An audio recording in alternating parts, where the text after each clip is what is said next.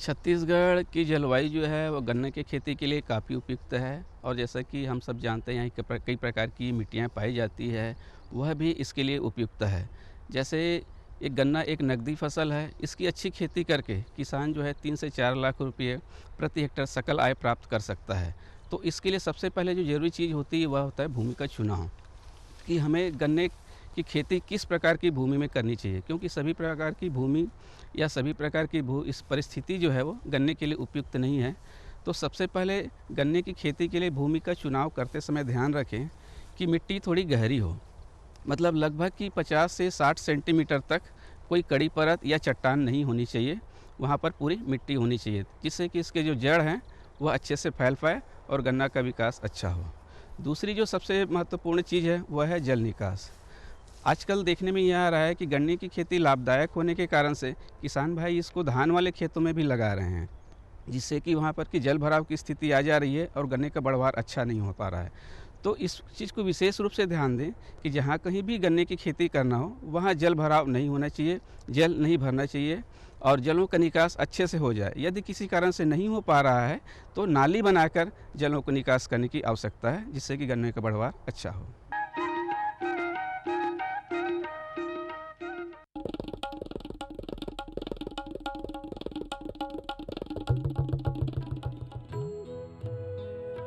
अम्मा जी, मैं चली स्कूल पढ़ने।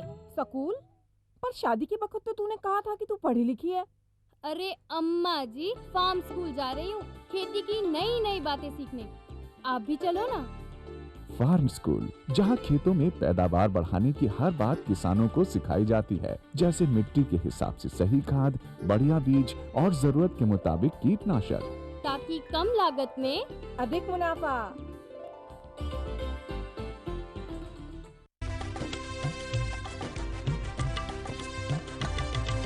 सहकारिता के बल पर विकास के लिए उठे कदम, जन सहकार की ताकत लेकर आगे बढ़ते जाएं हम। जन जन ने इस क्रांति में है विश्वास जगाया, हम सब ने मिलकर विकास का परचम है फहराया। सहकारिता है अपने विकास की पहचान, नए दौर में सहकारिता ही भारत का अभिमान। कृषि मंत्रालय भारत सरकार द्वारा जनहित में जारी।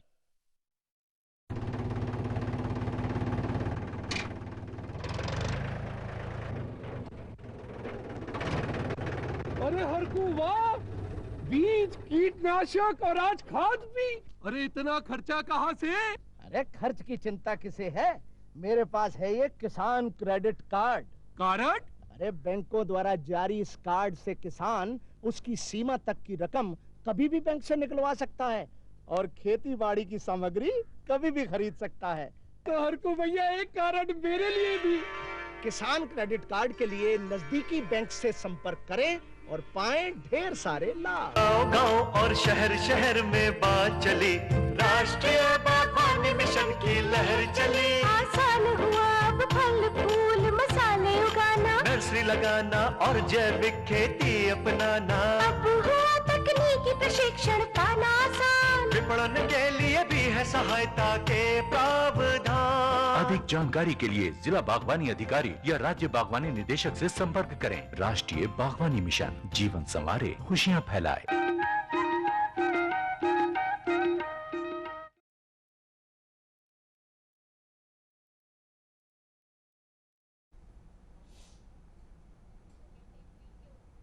कृषि दर्शन के सभी दर्शकों को नमस्कार। साथियों, छत्तीसगढ़ के किसान भाइयों को लाभ पहुंचाने के लिए राज्य शासन ने और केंद्र शासन ने अनेक योजनाएं संचालित की हैं, जिनका लाभ लेकर किसान भाई अपनी आय दोगुनी कर सकते हैं। लेकिन इन योजनाओं की पूरी जानकारी न होने के कारण हमारे किसान भाई इन योजनाओं का लाभ नहीं ले पाते हैं। इसीलिए आज हम इस विषय पर चर्चा करेंगे कि शासन की कौन कौन सी ऐसी लाभकारी योजनाएँ हैं जिससे आप अपनी आय बढ़ा सकते हैं। इस विषय में चर्चा करने के लिए आज हमारे साथ हैं उप संचालक कृषि श्री RL खरे साहब। सर, आपका स्वागत है। और साथ में हैं सहायक संचालक कृषि श्री ML साहू। सर, आपका भी स्टूडियो में बहुत बहुत स्वागत है। साथियों, यदि आप इन योजनाओं के बारे में और जानना चाहते हैं, कुछ आपकी जिज्ञासा हो, कुछ आपके प्रश्न हो, तो आप हमारे इस टोल फ्री नंबर पर हमें पूछ सकते हैं। हमारा नंबर है 1800 233 9418। टोल फ्री नंबर एक बार फिर सुन लीजिए, 1800-233-9418। आइए चर्चा की शुरुआत करें। खरे साहब, सबसे पहले हमारे किसान भाइयों को ये बताइए कि शासन ने ऐसी कौन कौन सी लाभकारी योजनाएं संचालित की हैं जिनका लाभ लेकर हमारे किसान भाई अपनी आय बढ़ा सकते हैं। जी, हमारे छत्तीसगढ़ राज्य में किसानों की खुशहाली और समृद्धि के लिए शासन द्वारा कई महत्वपूर्ण योजनाएं संचालित की जा रही हैं। जी। इन योजनाओं के लिए जी। आप देखते हैं कि हमारे यहाँ 4 प्रमुख विभाग हैं, कृषि और उद्यानिकी, मछली पालन, पशुपालन। ये 4 जो स्तंभ के रूप में हम मान सकते हैं। और केंद्र सरकार और राज्य सरकार की जितनी भी योजनाएं हैं, इन सभी योजनाओं का संचालन इन्हीं विभागों के माध्यम से हो रही है। जी। अगर मैं दलहन तिलहन की बात करूं, अनाज की बात करूं, तो इसके लिए मुख्य रूप से कृषि विभाग योजना संचालित करता है।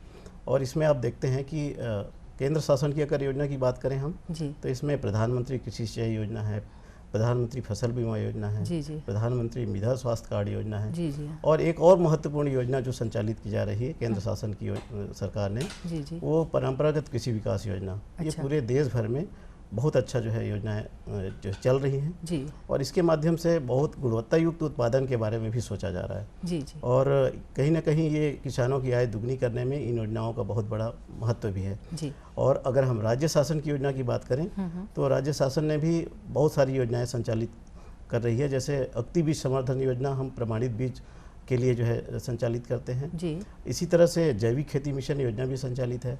अगर हम सिंचाई क्षेत्र विस्तार की बात करें, तो किसान समृद्धि योजना, शाकंभरी योजना, इस तरह की जो योजनाएं बहुत महत्वपूर्ण हैं। और इसी के साथ साथ आप देखते हैं कि आज हमारे कृषि के क्षेत्र में कृषि यंत्र का, कृषि यांत्रिकीकरण का काफ़ी महत्व बढ़ गया है। और कृषि यांत्रिकीकरण योजना भी जो है राज्य में संचालित हैं।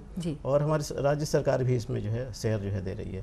तो इस तरह से प्रमुख योजना हमारी ये हो गई है। और इसके साथ साथ अगर हम फल फूल साग सब्जी की बात करें, तो ये जो उद्यान विभाग है ये संचालित कर रही है। और इसमें मुख्य रूप से हम देखते हैं राष्ट्रीय बागवानी मिशन, फल पौधरोपण, सब्जी के मिनी किट वितरण, मसाला विकास पे भी जो है इस तरह की जो है कार्यक्रम और योजनाएं जो है संचालित की जा रही है। अगर हम दूसरी तरफ देखें, पशुपालन के क्षेत्र में भी काफ़ी अच्छा जो है काम हमारे पशुधन विकास विभाग में हो रहा है। और यहाँ पे भी जैसे हम देखते हैं कृत्रिम गर्भाधान जो महत्वपूर्ण काम है, ये भी व्यापक रूप से होता है। और इसके साथ साथ जैसे हम देखते हैं वैक्सीनेशन का एक महत्वपूर्ण काम है, क्योंकि पशुओं में रोग व्याधि होता है, तो उसके लिए भी ये योजनाएं संचालित की जा रही है। मत्स्य पालन में भी हमारा राज्य जो है काफ़ी अच्छा स्थान है। और बीज उत्पादन में तो हम कहें कि दूसरे राज्य के लोग भी जो है यहाँ से बीज लेते हैं। अच्छा। तो बीज उत्पादन का भी इसमें मत्स्य पालन में होता है। इसके साथ ही साथ छोटे छोटे तालाब अगर ज़रूरत होता है किसानों को, तो उसके लिए भी योजनाएं संचालित की जा रही है। तो इस तरह से हम देख पाते हैं कि किसानों को जिन चीज़ों की भी आवश्यकता है, हम देखते हैं कि बीज से लेकर के उनको कटाई तक के सभी योजनाएं जो है सरकार द्वारा चलाई जा रही है। जी जी जी। साहू सर, जैसा कि सर ने बताया कि बहुत सारी योजनाएं किसानों के लाभ के लिए संचालित की जा रही हैं। इन सब योजनाओं के लाभ के बावजूद अगर कभी उनको फसल में नुकसान हो जाता है, तो शासन ने फसल बीमा योजना का भी प्रावधान रखा है। तो ये क्या है फसल बीमा योजना, और किसान भाई इससे किस तरह से लाभान्वित हो सकते हैं? जी, आपका प्रश्न बहुत अच्छा है। जी। फसल बीमा योजना, प्रधानमंत्री फसल बीमा योजना जी जी पूरे देश के साथ साथ हमारे छत्तीसगढ़ राज्य में भी संचालित है। जी। इस योजना के तहत खेती में जोखिम को कम करने के लिए ये योजना संचालित की गई है। इस योजना के तहत खरीफ और रबी दोनों सीजन में हम फसल बीमा के तहत ये कवर करते हैं। जी जी। इसमें खरीफ में धान सिंचित, असिंचित, सोयाबीन, अरहर, उड़द, मूंग, अन्य फसलों में ये कवर करते हैं, अधिसूचित है। उसी प्रकार रबी में गेहूं सिंचित, असिंचित, चना, सरसों, अलसी आदि फसल को अधिसूचित किया गया है। जी जी। हम यदि खरीफ में बात करें तो खरीफ में 31 जुलाई तक हम सर पहले एक साथी का फ़ोन सुन लें। हेलो हेलो हेलो, नमस्कार, आप कौन बोल रहे हैं? जी मैडम नमस्ते। नमस्कार, अपना परिचय दीजिए और अपना प्रश्न पूछिए। मैं ड्रिप लगवाना चाहता हूँ मैडम, मेरे 2 एकड़ में। जी जी सर, ये ड्रिप लगवाना चाहते हैं, इन्हें क्या करना चाहिए? ड्रिप लगाने के लिए उद्यान विभाग के माध्यम से वहाँ संपर्क कर लें। और जिनके पास जो फसल का नाम हो, चूँकि अलग अलग उद्यान फसल में दूरी के हिसाब से ड्रिप उसमें संचालित करते हैं, लगाते हैं, जी जी, तो उनसे संपर्क करके ड्रिप लगवा लें। और ड्रिप में जो अनुदान है, जो सामान्य कृषक हैं उनको 50% जी, और लघु सीमांत कृषक है उनको 70% तक का अनुदान ड्रिप लगा के हम दे सकते हैं। जी जी जी। तो इनको फसल के आधार पे ड्रिप का कास्ट लागत जो आता है, जी हाँ, वो आता है। जी जी। सर, इस प्रश्न से पहले हम चर्चा कर रहे थे फसल बीमा योजना के बारे में।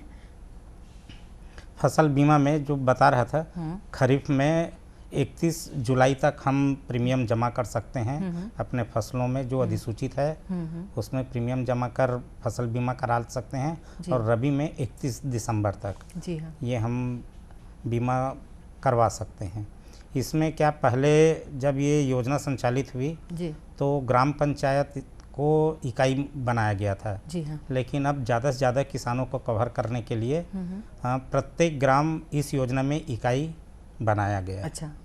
और इसके तहत हम यदि देखें तो सबसे बड़ा फ़ायदा 4 जो हिस्सों में लेके चलें। पहला है, जैसे बुआई हमने नहीं कर पाया जी, पानी के वर्षा कम गिर गया या ज़्यादा पानी गिरा, जी जी, उसके कारण यदि उस इकाई में 75% क्षेत्र में यदि बोनी या रोपा नहीं हो पाया, तो उन किसानों को रिपोर्ट के आधार पे 25% जो बीमा है उनका लाभ देते हुए।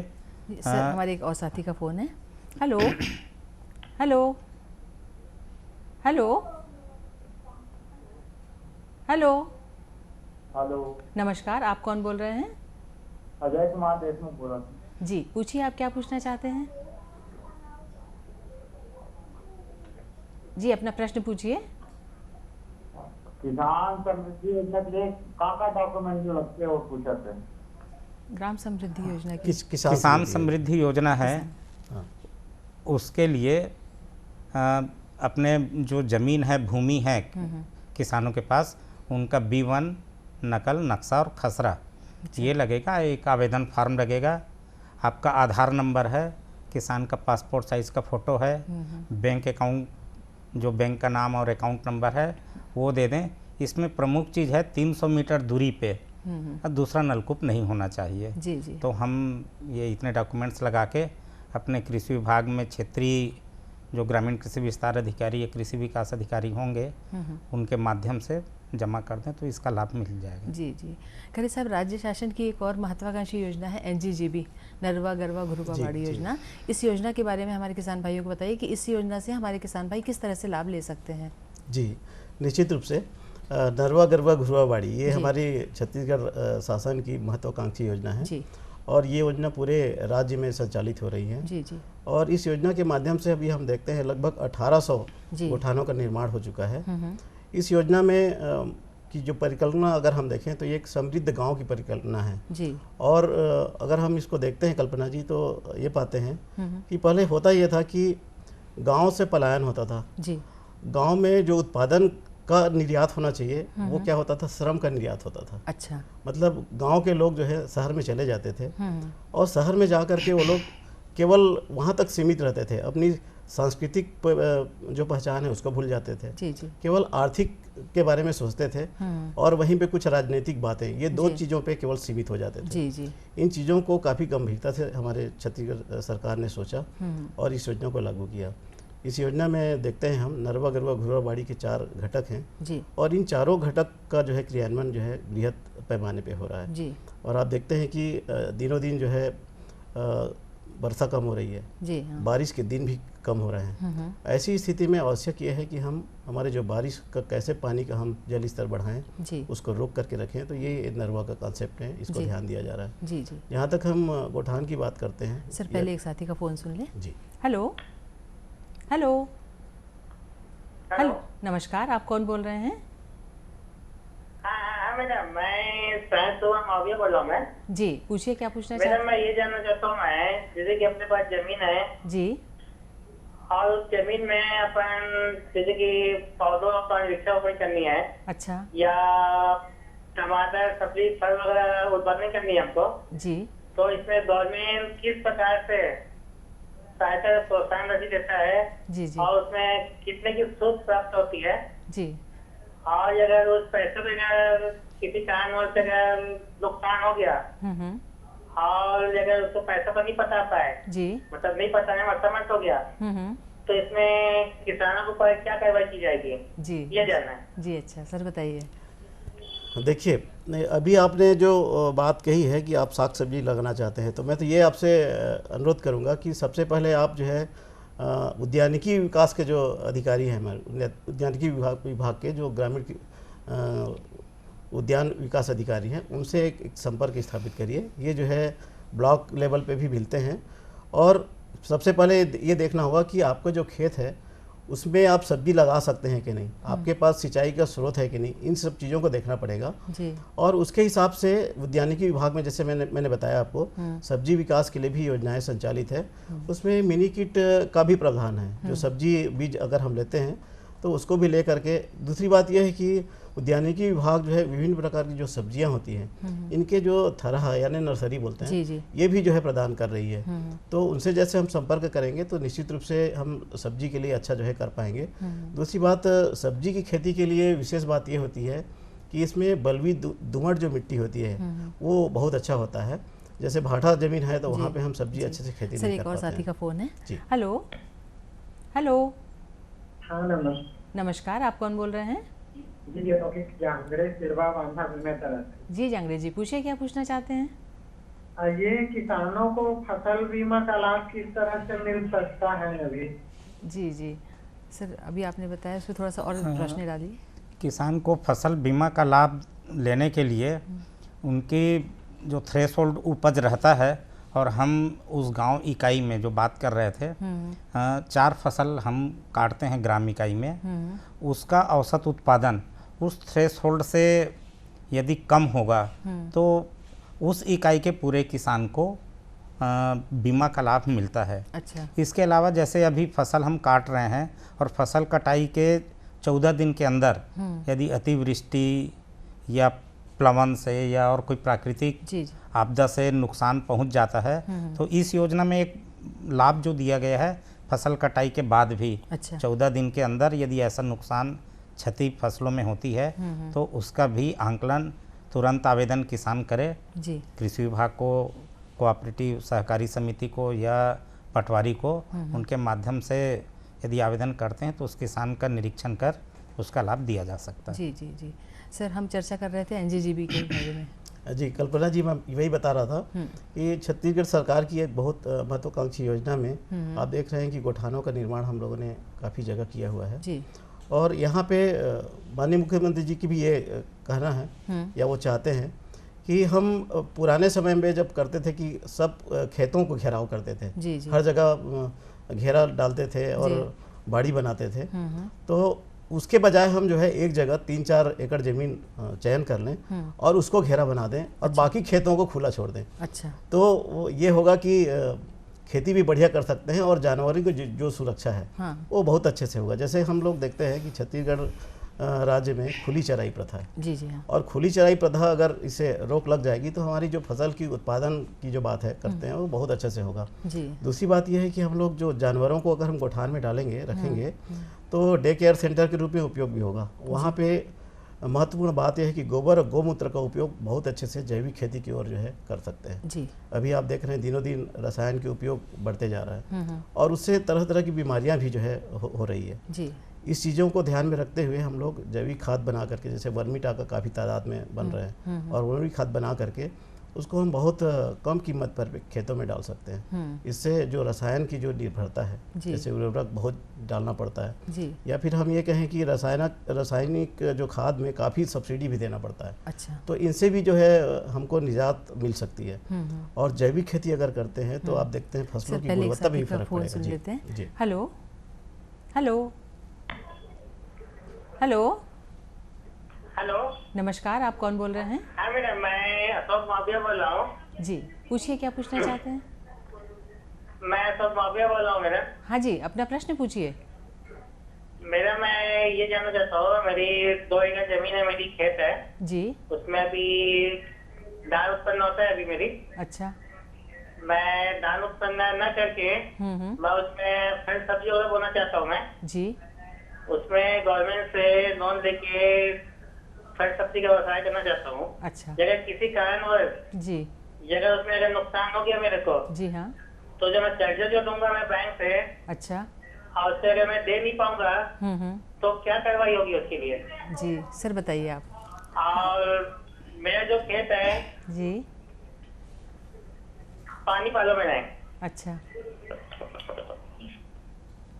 सर बताइए ये क्या नुकसान होगा तो क्या उनकी भरपाई कैसे होगी? जैसे धान के जगह में आप सब्जी या फल पौधे लगाना चाह रहे हैं और यदि नुकसान हो जाए तो उसकी क्षतिपूर्ति कैसे करें, या पटा नहीं पा रहे हैं तो किसान को कैसे मिले, तो इसके लिए उद्यान विभाग के अधिकारियों से मिल के फसल बीमा अनिवार्य रूप से कराएं। अच्छा। जो फसल लगा रहे हैं वहाँ पे जाके 31 दिसंबर के पूर्व आप फसल बीमा करवा लें, और आपके फसल यदि कोई क्षति होती है तो एक आवेदन उस विभाग में दे के निरीक्षण करवा लें तो फसल बीमा का लाभ उनको मिलेगा। जी जी। तो ऐसे हम अपने जोखिम या ऋण जो सहकारी समिति या अन्य जगह से लिए हैं बैंकों से, उससे हम जोखिम कम कर सकते हैं। जी जी सर, हमने चर्चा की नरवा और गरुआ के बारे में, अब बताइएगा घुरवा और बाड़ी की क्या योजना है, उससे कैसे किसान भाई लाभ ले सकते हैं? जी हाँ, जो घुरवा संवर्धन की जो काम है जी, जैसा कि हम देखते हैं कि जिन गाँव में गोठान के लिए चयन किया गया है वहाँ के जितने भी किसान हैं उनके यहाँ पारंपरिक रूप से जो घुरवा बना है उसका भी उन्नयन का काम जो है इसमें चल रहा है। जी जी। और उसमें जो है जितना भी वर्मी कंपोस्ट बना सकते हैं, नाडेप बना सकते हैं या भू नाडेप बना करके पूरे गांव को हम जैविक की ओर जो है कन्वर्ट कर सकते हैं। जी।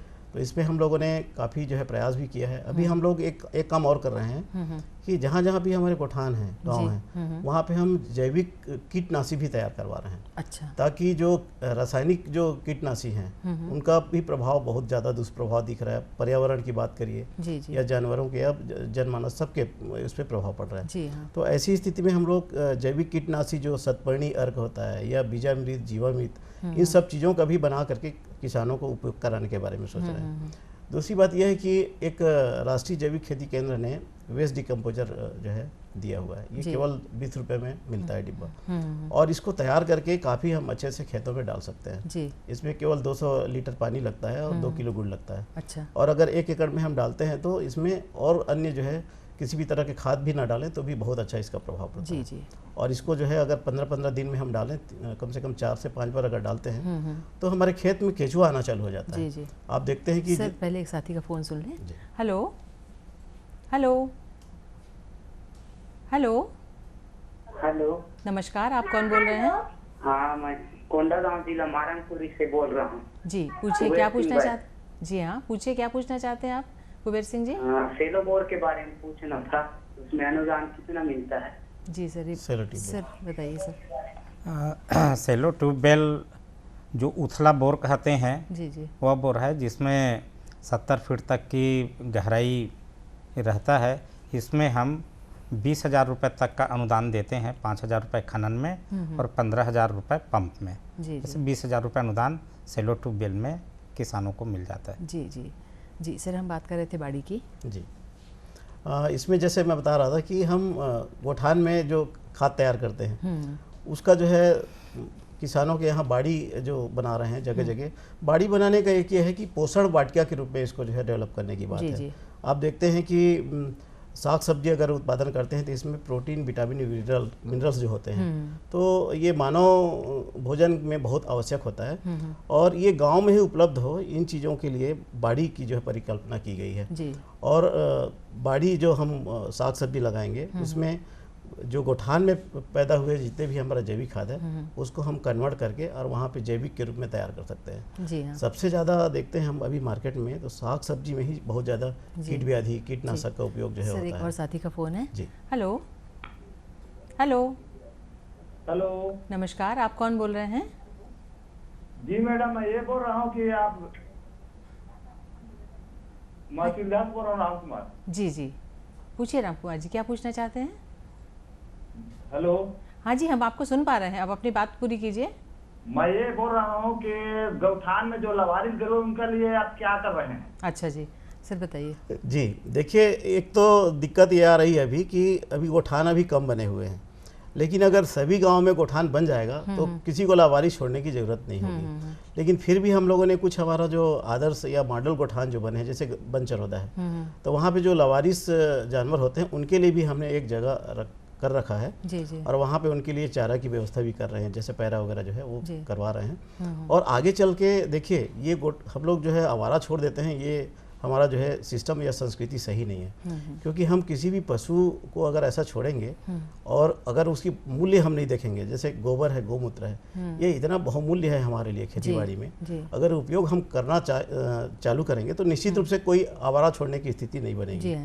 और जब इसका उपयोग हम करना चाहेंगे तो आप देखते हैं कि गोमूत्र, गोबर, इसे बीजामृत, जीवामृत बना के अगर उपयोग करते हैं तो एक दिन यही स्थिति है कि बन चरौदा में वहाँ के गांव के लोगों का ये कहना है कि हमें जो है गोबर जितना जो देना चाहे वो हमें दे दे, ताकि हम उससे जो ग्रामीण या औद्योगिक क्षेत्र की बात हम करते हैं, जैसे गोबर से गमला बनाना है, गोबर से दिया बनाना है, और ये जो है लाखों दिया का जो है जो अभी दीपावली का सीजन जो गया कल्पना जी, तो मैं बताऊं आपको, तो उस समय 1.5 लाख करीब दिया तो केवल बन चरौदा से ऑर्डर सर बहुत लाभ है इन योजनाओं से।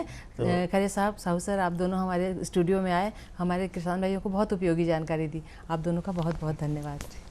साथियों, हमें उम्मीद है इन योजनाओं का आप पूरा लाभ लेंगे और अपनी आय दोगुनी करेंगे। नए विषय के साथ आपसे फिर मुलाकात होगी, तब तक के लिए आज्ञा दीजिए, नमस्कार।